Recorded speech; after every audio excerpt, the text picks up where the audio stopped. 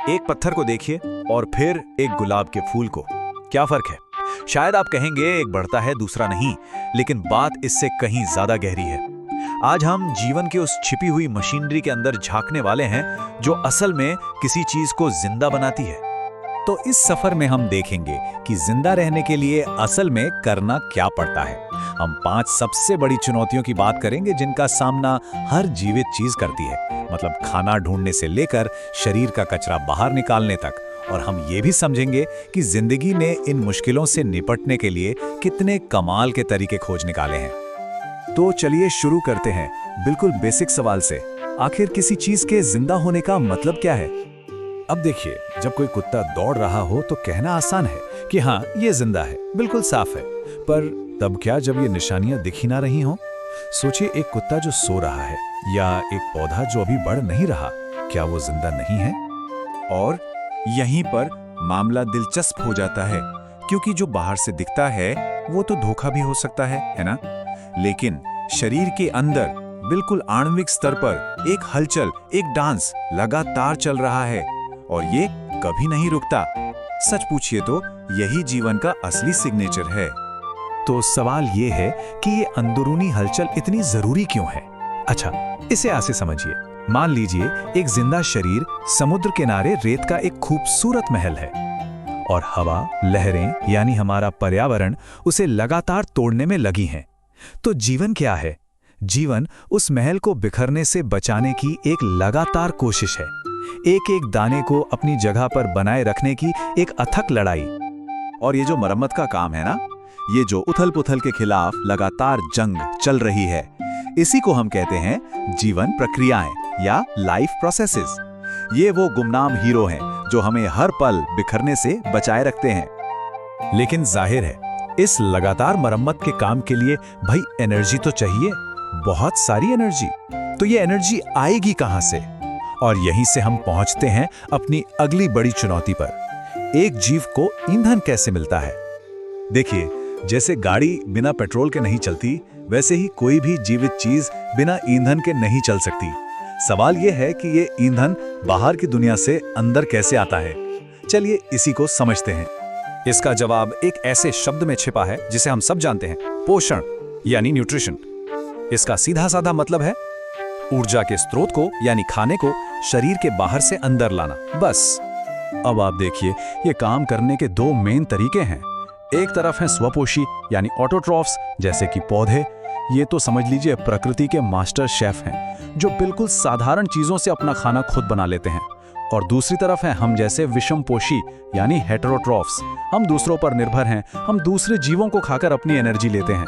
और सबसे जरूरी बात पता है क्या है? अगर ये शेफ ना हो तो हम जैसे खाने वाले भूखे मर जाएंगे।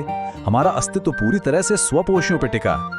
और स्वपोषियों का सबसे जबरदस्त उदाहरण है प्रकाश संश्लेषण यानी फोटोसिंथेसिस।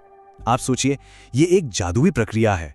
पौधे सूरज की रोशनी को सचमुच खाने में बदल देते हैं। एक पल के लिए रुककर सोचिए, वो रोशनी खाते हैं। क्या ये कमाल की बात नहीं है? और यही एक प्रक्रिया है जो हमारी पृथ्वी पर लगभग सारी जिंदगी को ताकत देती है। ठीक है, तो खाना शरीर के अंदर आ गया, बढ़िया।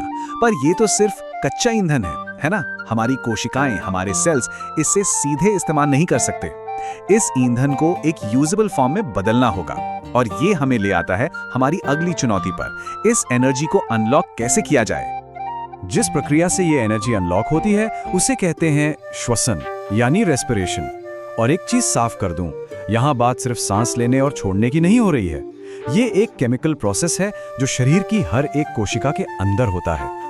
खाने को तोड़कर उसकी छुपी हुई ताकत को बाहर निकालने का काम। चलिए एक ग्लूकोज के मॉलिक्यूल का सफर देखते हैं। पहला स्टेप, जैसा कि आप देख सकते हैं, हमेशा सेम रहता है। 6 कार्बन वाला ग्लूकोज 3 कार्बन वाले पाइरूवेट में टूट जाता है। अब यहां से रास्ते 2 हो जाते हैं। अगर ऑक्सीजन मौजूद है तो हम जाते हैं वायवीय रास्ते पर। ये एक सुपर एफिशिएंट हाईवे की तरह है जो ढेर सारी एनर्जी निकालता है। लेकिन अगर ऑक्सीजन नहीं है तो हम लेते हैं अवायवीय रास्ता।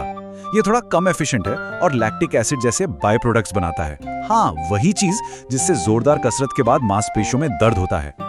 तो ये जो सारी एनर्जी निकलती है, ये एटीपी नाम के एक खास मॉलिक्यूल में पैक हो जाती है। आप एटीपी को सेल की रिचार्जेबल बैटरी समझ सकते हैं। यही वो यूनिवर्सल पावर पैक है जो कोशिका के हर काम को चलाता है, चाहे वो मांसपेशियों को सिकोड़ना हो या दिमाग में कोई ख्याल लाना हो। ठीक है, तो अब हमारे पास ईंधन है और उसे एनर्जी में बदलने का तरीका भी है। लेकिन हम जैसे बड़े मल्टी सेलुलर जीवों के लिए एक नई प्रॉब्लम खड़ी हो जाती है, एक लॉजिस्टिक्स का सिरदर्द। सोचिए, खरबों कोशिकाएं हैं, उन सब तक ये खाना और ऑक्सीजन कैसे पहुंचाएं? साफ है, हमें एक जबरदस्त डिलीवरी सिस्टम चाहिए। देखिए, एक सिंगल सेल वाले जीव के लिए तो जिंदगी आसान है, सब कुछ आसपास ही है। पर हमारे जैसे कॉम्प्लेक्स जीवों का क्या? हम फेफड़ों से ली गई ऑक्सीजन और पेट से मिले न्यूट्रिएंट्स को पैर के अंगूठे की एक कोशिका तक कैसे पहुंचाते हैं? सवाल तो बड़ा है। और इस बात की गंभीरता समझने के लिए ये लाइन देखिए। अगर हमारे शरीर में ऑक्सीजन सिर्फ डिफ्यूजन से फैलती तो पता है क्या होता? फेफड़ों से पैर के अंगूठे तक ऑक्सीजन के एक मॉलिक्यूल को पहुंचने में 3 साल लग जाते। 3 साल! तब तक तो खेल ही खत्म हो जाता। ये एक लाइन ही काफी है ये बताने के लिए कि हमें एक तेज एक्टिव ट्रांसपोर्ट सिस्टम की जरूरत क्यों है। और इस प्रॉब्लम के जो सॉल्यूशंस विकसित हुए हैं वो कमाल के हैं। पौधों में देखिए, एक 2-वे हाईवे सिस्टम है। जाइलम जो जड़ों से पानी और मिनरल्स ऊपर लाता है, और फ्लोएम जो पत्तियों में बना खाना नीचे तक पहुंचाता है। और इंसानों में हमारे पास एक पावरफुल पंप, हमारा दिल, और साथ में है नसों और धमनियों का एक विशाल नेटवर्क जो जिंदगी देने वाले खून को शरीर के कोने कोने तक पहुंचाता है। अब देखिए, जहां भी काम होता है वहां कचरा तो निकलता ही है। शरीर के अंदर भी यही होता है। हर केमिकल रिएक्शन के बाद कुछ ना कुछ वेस्ट बनता है। और बिल्कुल वैसे ही जैसे घर में अगर आप रोज कचरा बाहर ना निकालें तो बहुत जल्दी प्रॉब्लम हो जाएगी। और यही हमें हमारी आखिरी लेकिन बहुत जरूरी जीवन प्रक्रिया पर ले आता है, वेस्ट मैनेजमेंट। इसका साइंटिफिक नाम है उत्सर्जन, यानी एक्सक्रीशन। ये शरीर से हानिकारक मेटाबॉलिक वेस्ट को बाहर निकालने का प्रोसेस है। और ये सिर्फ साफ सफाई की बात नहीं है, ये जिंदगी और मौत का सवाल है। क्योंकि अगर ये कचरा शरीर में जमा होता गया तो ये जहर बन जाएगा और जीव की मौत हो जाएगी। इस काम को हमारा शरीर कितनी सीरियसली लेता है, इसका अंदाजा इस नंबर से लगाइए, 180 लीटर। जी हाँ, एक स्वस्थ इंसान की किडनी हर दिन लगभग 180 लीटर फ्लूइड फिल्टर करती हैं। सोचिए, ये एक बड़े बाथटब को भरने जितना पानी है, जिसे छानकर बस कुछ लीटर कचरा बाहर निकाला जाता है। ये एक अविश्वसनीय रूप से शक्तिशाली और कुशल क्लीनिंग सिस्टम है। और ऐसा मत सोचिए कि ये सिर्फ जानवरों में होता है। पौधों के पास भी वेस्ट मैनेजमेंट के अपने बड़े स्मार्ट तरीके हैं। वो अपनी पत्तियों से गैसों को बाहर निकालते हैं, कुछ कचरे को उन पत्तियों में स्टोर कर देते हैं जो बाद में झड़ जाती हैं, और कुछ वेस्ट को तो वो जड़ों के जरिए मिट्टी में ही वापस डाल देते हैं। सच में ये रिसाइकलिंग और वेस्ट डिस्पोजल के मास्टर हैं।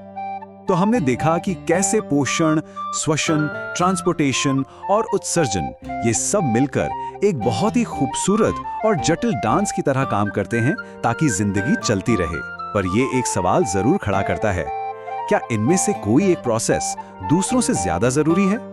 या फिर जिंदगी का असली जादू किसी एक हिस्से में नहीं बल्कि इन सभी के एक साथ एक परफेक्ट तालमेल में काम करने में है? इस पर जरूर सोचिएगा।